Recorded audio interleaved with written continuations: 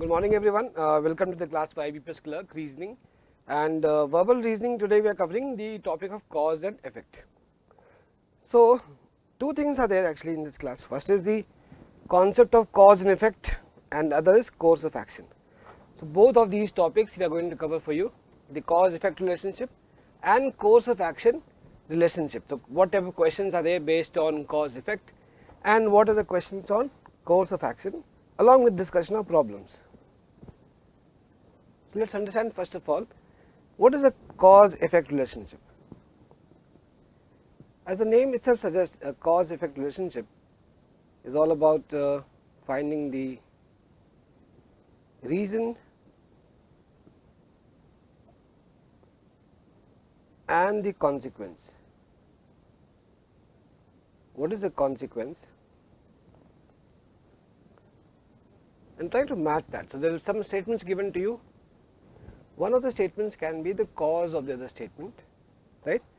So which statement is the cause and which one is its effect? That we have to find out. And some other options are also there. For example, the two statements can be effects of independent causes. So suppose the two statements given in the question are not the cause of each other, then they could be being affected by something else, right? So that is also what we have to find out. But before that, let's understand what is the relationship here between cause and effect and how can we try to understand the different types of scenarios that can be there. So a cause effect relationship should be a very clear cut scenario. There should not be anything based on assumptions or anything based on any kind of personal opinion or interpretation.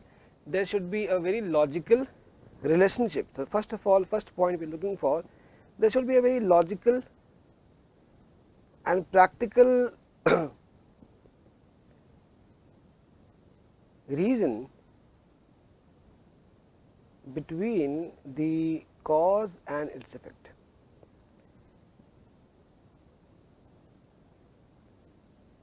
For example, if you say that, if you have studied economics, you will see that there is a relationship between price of a commodity and the demand of the commodity.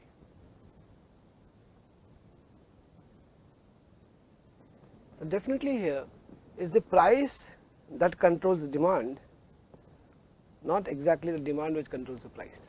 Clear? So what we see is that if the price of a commodity goes up, then the demand of the commodity comes down. That is what economics explains it, and there is a relationship, there is a logical explanation behind this. So if we understand what is the meaning of demand, we will understand why this is happening. Because demand exactly means here in economics, if we say demand is something where we have willingness to buy something plus the ability to buy it, right? There is an ability, and this ability is going down when the price goes up. When the price of a commodity goes up, people lose their ability to buy, and therefore this logical understanding is that if people don't have the ability to buy it now because the price has gone up, obviously the demand will come down. There is a very clear cut relationship is there. So when we are looking for a relationship between two statements, statement 1 and 2, we should be able to tell very clearly without any speck of doubt, right, without any ambiguity. Because if you are thinking like, okay, maybe this could be a reason, that is not the answer. If you have a very clear cut sound reasoning is there, a logical reasoning is there behind why this is the reason. So for example, here I am giving a reasoning like what is demand? Demand means that the person should have the willingness, the desire to buy something plus the ability to buy it, and ability means that he has money to buy it, right? So he goes to the market to buy something with 10 rupees, and when he goes to the market he sees that now that particular thing that he wants to buy has become 12 rupees. Now can he buy it? No. So his demand will come down. There is a logical relationship. Also there is a practical understanding also. When price of goods go up, people have a tendency not to buy it and wait for some time for the price to come down. Clear? Because most of us in economics also, you see, we consider that a consumer is a rational person, a person who decides and takes decisions based on certain rationality. So the practical scenario in our day-to-day life, what would happen? Suppose if I have not studied economics And if I want to find out relationship between price and demand without having to go through any of the economic concepts, at least from a practical life, we know that when the price of something goes up, people don't buy it. They wait for it to come down, and when the price comes down, when some discount is being offered, then they buy the product. Which is why so many websites and so many different shops give you discounts during the holiday season, because they know that during the vacation, during the Puja holiday or Diwali celebrations, people buy things. So they want to make sure that people have the ability to buy it. That means the price comes down. So is the price coming down because the demand has gone up, right? Or the price is coming down because the consumption has come down. So you see, understand, when demand goes up, more and more people want to buy something. Why should the price come down? I don't understand it. If you try to justify that, okay, no, it is not price that determines demand, it's the demand that determines price. So if you see the inverse relationship between price and demand, how will you then explain in the practical way that when demand goes up, why should price come down as a result of that? Okay. So you see here, the practical reason would be that if demand goes up, there is no practical justification of why a seller would reduce the price. If the seller is seeing that there is so much demand, why should I reduce the price? Clear? So it's always the price which controls demand. The price is the cause, the demand is the effect, not the demand being the cause and price being the effect. That is one common problem that people have when they try to work it out. So use two things. One is your logical relationship, logical understanding of something, and second is think about it in a day-to-day life, like in a practical scenario, what would have happened, right? What would have happened if this case happened in the practical scenario? What would be the result behind that? And that is how you can solve the questions on cause and effect relationship, right? Read the two statements. Don't form your own opinions, and don't start making assumptions while solving the question. Okay. For example, let's say that the government is planning to import pulses from countries abroad. Government is trying to import pulses. Now, is this a cause or is this an effect? Understand this? Why is the government trying to import pulses? Pulses means lentils and dals. These are called as pulses. If the government is trying to import pulses, is this a cause or effect? Ask yourself.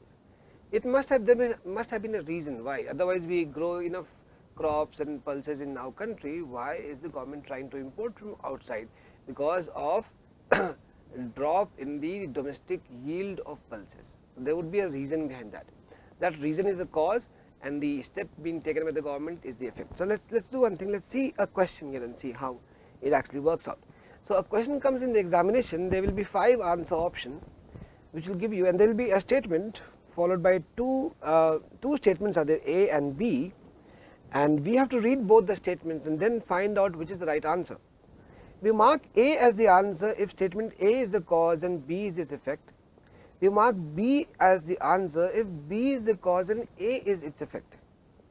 C is the answer if both A and B are independent causes. That means, now this is something that again you have to understand, although it's rarely that C is the answer, but if the two statements are independent causes, they are not the effect of something. You clearly see that these are going to have certain consequences rather than they being the consequence of something.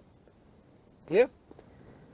So A and B are independent causes, and D says if both A and B are effects of independent causes. The two statements are there.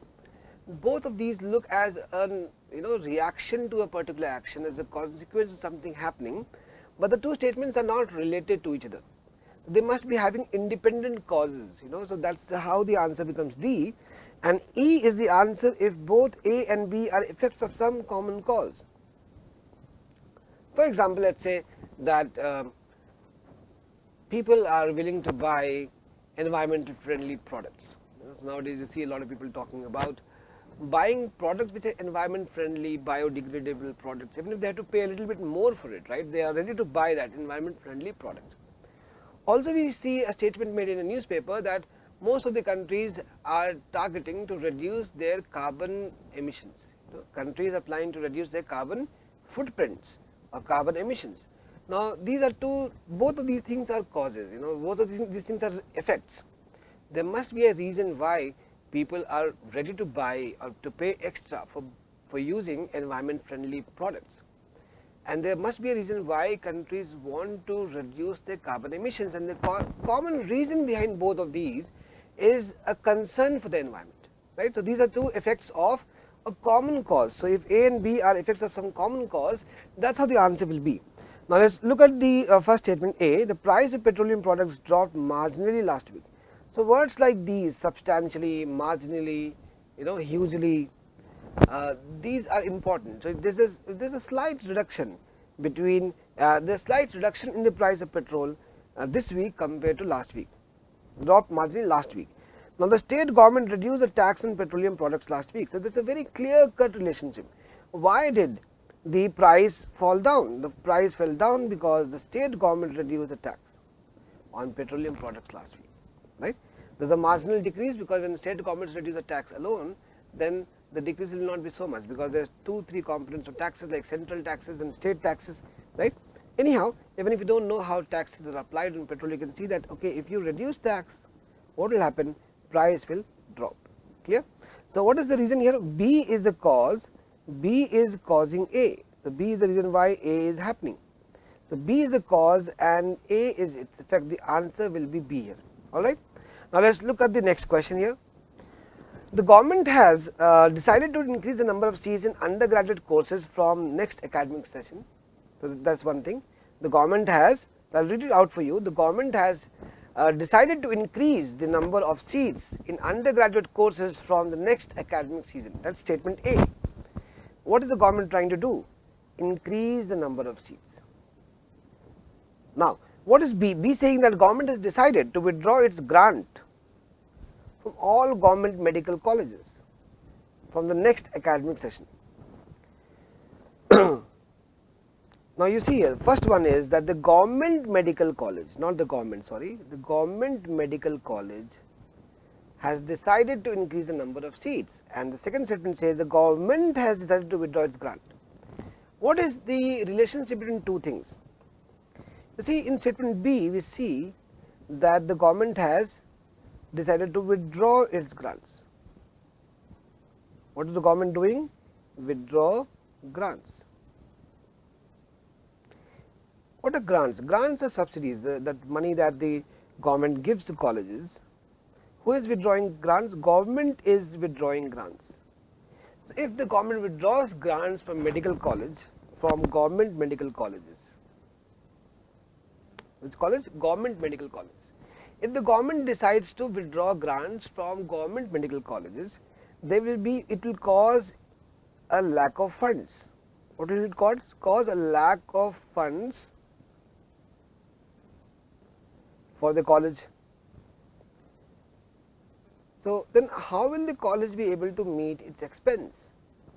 Clear? So, now the college has less funds. Earlier government was giving it some funds, but now the government is withdrawing the grants, the subsidy that is given to the government colleges. This will create a lack of funds for the college. If the college faces a lack of funds, the college will need to increase admissions so that their revenue increases. So, increase admissions. What will the college do? Increase admissions. So, you can clearly see here, that is the reason why the government colleges decided to increase the number of seats. Why? Because they want to increase admissions, they want to increase admissions. So, you can clearly see how here B is causing A. Clear? B is the cause behind A, the answer is statement B. Alright, so try to work out a relationship, a kind of an understanding between the two statements that will help you in understanding, help you in finding out a link between the two statements. Alright. Now, let us look at the third question. Every year, a large number of people spend their vacation in various tourist destinations within the country. Okay. A large number of people spend their vacation in various tourist destinations within the country. And B says every year, large number of people spend their vacation in various tourist destinations outside the country. So, is there any relationship between two? So, A is telling you that domestic tourism is increasing, domestic tourism is increasing, or there are a substantial number of persons. Please understand here, what is A telling you? A substantial number of persons who go to various tourism location in the country, within the country, and B says within the country, and B says every year large number of people spend their vacation in various tourist destinations outside the country. So you can say that global tourism is also increasing. So like global tourism is increasing. So is there any relationship that is there? Is increasing, or we say that there are substantial number of people who go abroad for vacation. Now there is no link between the two. You can see there is no link. There is nothing that we can link between two, except that we can say that tourism is increasing. So what is there thing there? What the common cause behind this, we can say, could be a boost to the tourism industry. So if tourism industry is flourishing, more and more people want to travel, and there is more exposure. For now, how is it flourishing? Because of exposure. Now today we have exposure is there to people know about different countries. Traveling has become economical. That's the reason why people are traveling a lot, and it's easier for people to go and find out where they want to stay and how they want to stay.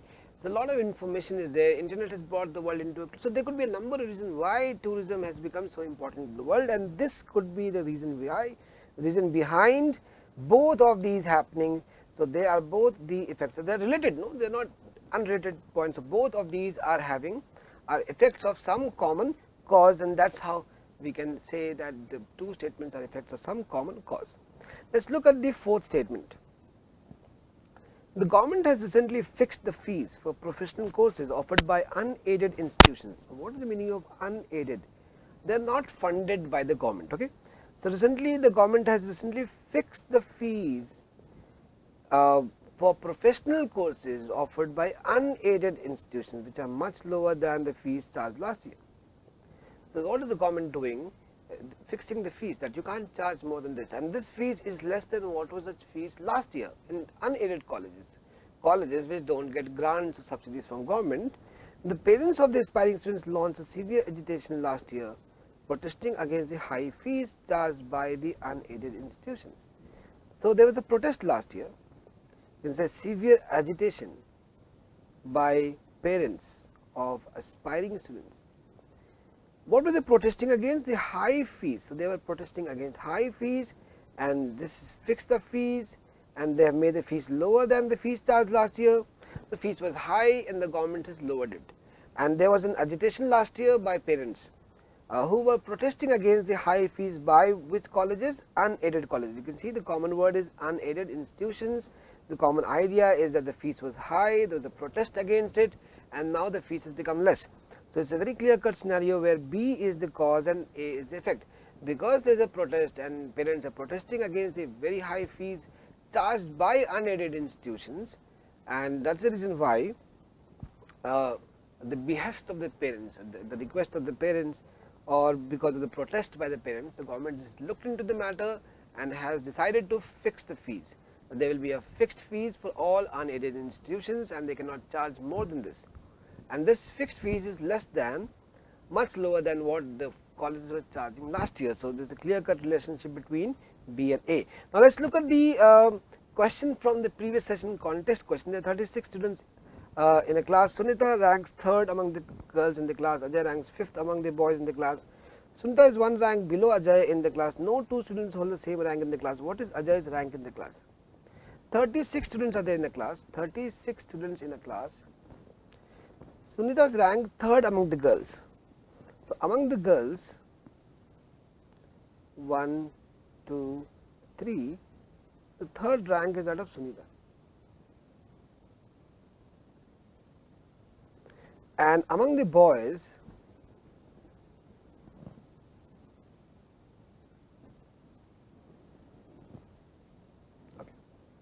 among the boys, 1, 2, 3, 4, 5. Ajay's rank is 5.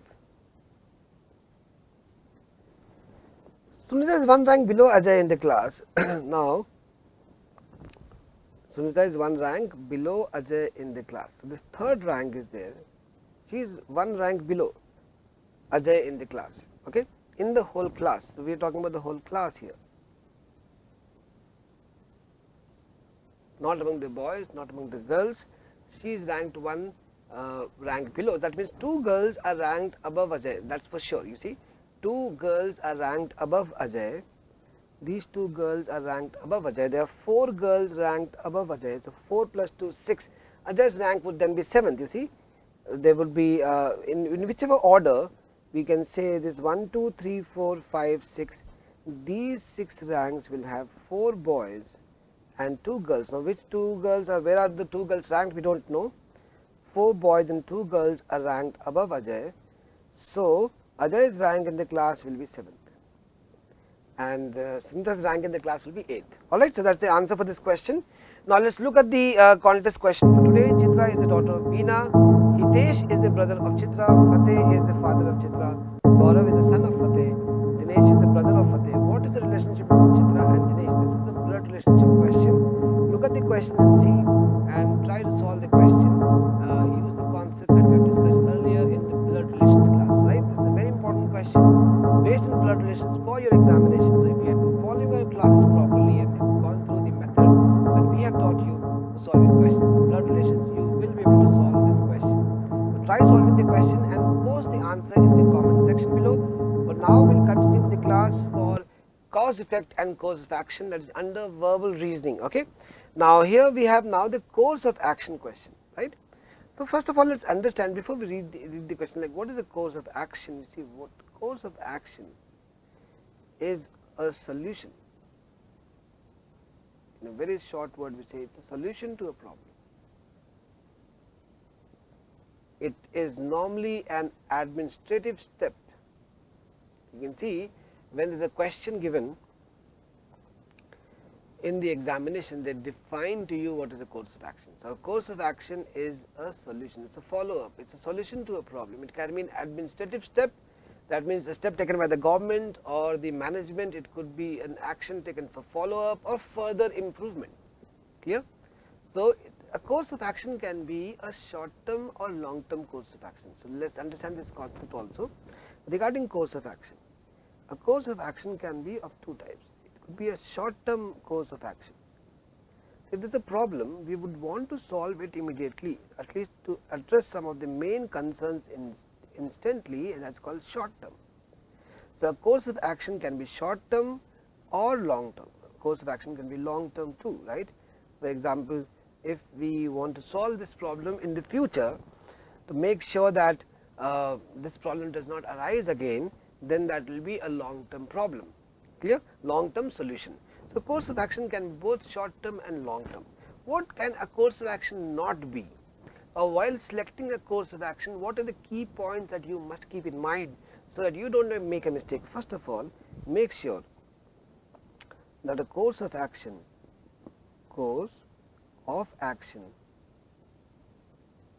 is not, and you see here, is not a negative step. It should not be a negative step. A step that basically tries to undermine the problem or pass the blame of the problem to someone else. It should not be a negative step. Let's say, for example, the problem given to you in the question is that the traffic in a particular city has increased substantially in the 5-6 years. Let's say a city like Bangalore, the traffic has increased substantially, phenomenally. So can the course of action be that we stop the sales of car in that city? Now this is not a positive step, this is a negative step. The government is trying to impose something on the common people because it is not able to handle the situation of traffic. Now this is a negative step. A positive step would be, first of all, government should look at improving the road conditions immediately to make sure that proper traffic policies are there and traffic inspectors are at the key areas where traffic jams are there to make sure that the somewhat the problem can be eased. So that would be an instant solution to look at some kind of way of converting some of the roads into one ways, and how can you bifurcate the traffic to make sure that the traffic problem can be eased somewhat, like a quick fix. And a long term solution would be that you make sure that the city spreads uniformly and there is more planning when the newer parts of the cities come up, also something like a metro train, local trains, better public transport systems, encouraging people to carpool, all of these are long term solutions. So it should not be a negative step, should be a positive step, a constructive step. It should not be an extreme step. A course of action should not be an extreme step. That's also again wrong. It should not be an extreme step. For example, if there is, let's say during demonetization, some of the few employees working in a bank were found to be guilty of money laundering. So we should cancel the license of the bank. Now that would be an extreme step. Appropriate steps should be taken against those found guilty, and an inquiry should be set up to make sure that to find out if there is any more cases of money laundering that yet are not known, and not that we cancel the license of the bank. It should be within, the course of action should be within the scope of the problem. It should not be something outside the scope. It should not be something unrelated to the problem. It should be within the scope of the problem scenario given to you. It should be ethical. It should be ethical, not unethical. So it should is not outside the scope. So let's write here, not outside the scope of the problem, and it should not be unethical. A course of action should not be unethical. So these are the 4 points we are talking about. 1, a course of action should not be a negative step. A course of action should not be an extreme step. A course of action should not be outside the scope of the problem, and it should not be an unethical step. Now here we have a statement: the daytime temperatures in this summer have been 4 to 5 degrees Celsius above the normal temperature across the country. So always in a course of action question there will be a scenario given to you, a problem scenario followed by some courses of action. So here the numbering, let me do the numbering. Let's say this is 1, this is course of action 1, this is course of action 2, and this is course of action 3. Okay, let's read 1. So what is course of action 1? All the district headquarters should be alerted to send prompt report of death due to heat waves in their jurisdiction. So the day temperatures in this summer have been 4 to 5 degrees Celsius above the normal temperature across the country, and this is what they are saying: all the district headquarters have to be alerted to send prompt reports of death due to heat waves in the jurisdiction. The government machinery should be put on high alert and provided with necessary equipment to prevent any untoward incident. Third, the government should make necessary arrangements to provide drinking water in all the areas affected due to extreme heat waves. Right. So all 3 are relevant. So first is that we are collecting information to find out what is the extent of the damage due to the extra 4-5 degrees Celsius abrupt increase in temperature. So you want to find out what is the damage. Unless until we know what is the damage, how will we go, right? Second is how will we go forward with that. So that's also one of the right solution. Second is the government machinery should be put on high alert so that they can and provide with necessary equipment to prevent any untoward incident. Clear? And third, the government should make necessary arrangements to provide drinking water, which is very important when we have very high temperature. So what is the answer for this question then? The answer would be all follow. All the courses of action are correct in this regard. None of them are negative steps, none of them are extreme steps, none of them are outside the scope of the problem. Clear? And that's why all of these are correct. Now let's look at the next question here. So again we have course of action 1. This is your first course of action, this is the second course of action, and this is the third course of action. So there are course of action 1, 2 and 3. Now look at the statement: the meteorological department has reported that a severe storm is likely to hit the city during the next 48 hours. In the next 48 hours a severe storm is likely to hit the city. It's a very imminent problem, like urgent problem. Now what is the first course of action? The administration should advise all the business and education establishment to close down for 2 days. Correct? Very right. So 1 is definitely right. That is an immediate step that should be taken, because there is a severe storm likely. Then the offices and business and education institutes must be asked to stop for the safety of the people. Second, the administration should not make the information public, as it would create panic among the residents of the city. Clear? All right, let's see, let's look at 2 and we'll try to understand what is being told by 2. And severe storm is likely to hit the city, and if the government is trying to not pass on this information to the public, how will the public know what they should do and how should they prepare? So, I think 2 is definitely not a practical step. Okay.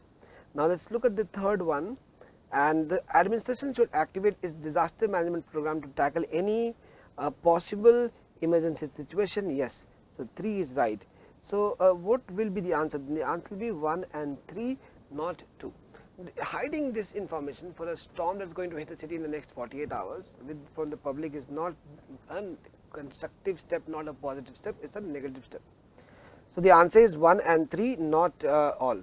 Now, let us look at this question.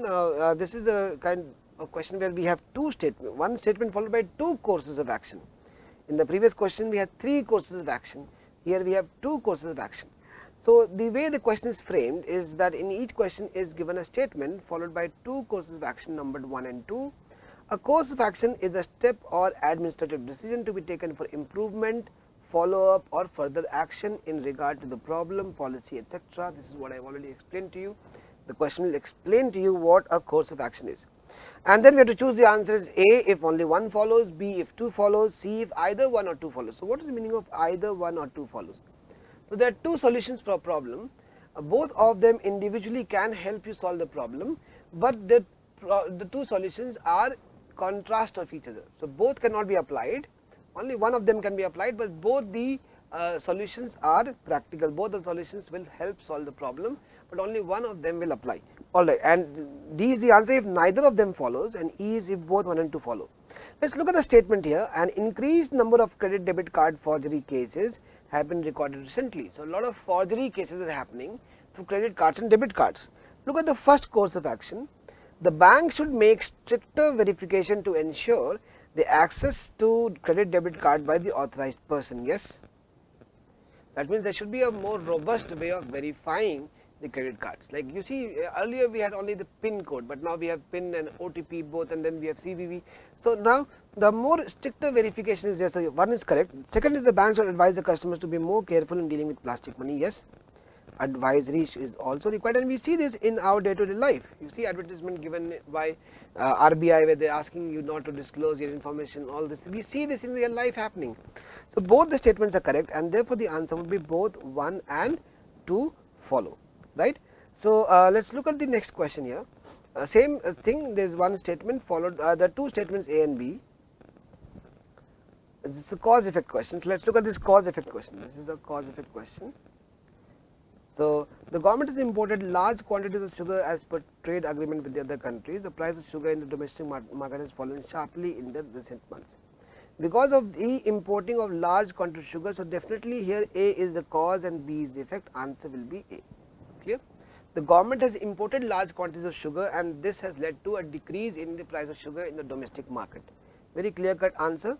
Let us look at 9th again as the cause effect question. Majority of the students in the college expressed their opinion against the authorities' decision to break away from the university and become autonomous. So, the students expressed their opinion against the college decision to break away. B, the university authorities have expressed the inability to provide grants to its constituent colleges. Now, both of these are effects of independent causes, like these are not related to each other. One is that students are protesting the college's decision because they do not want the college to break away from the university, they want the college to remain with the university, and the university is saying that we can't fund you, we can't fund the college, right. So, they are not directly related to each other, they are separate statements. So, now what we have seen today is the questions based on courses of action and cause and effect. Around 1 to 2 questions you can expect in the examination based on courses of action and cause and effect, and more important in the mains examination as compared to the prelims examination. These are questions that are based on common sense and careful reading, which is what is called as verbal reasoning. So, if you follow the way I was solving the questions today and then practice, I am sure you will be able to solve questions of courses of action and cause and effect. And remember, for course of action, the step can be a short term or long term step. It should not be a negative step, it should not be unethical, it should not be an extreme step, and it should not be outside the scope of the problem, right. And in cause effect, we have told you, try to develop a logical relationship between 2 statements and also practical from your day-to-day life, what you have observed, try to take that into consideration while solving the question. So now the time for the class practice pack, in which you have 10 questions from this topic, the two topics, cause effect and course of action. Those who have passport access will start solving the question. Once you hear the sound and the problems that you get wrong, the problems that most of you get wrong, I will be discussing in my next session. So best of luck to you for your examination, and thank you for watching the video.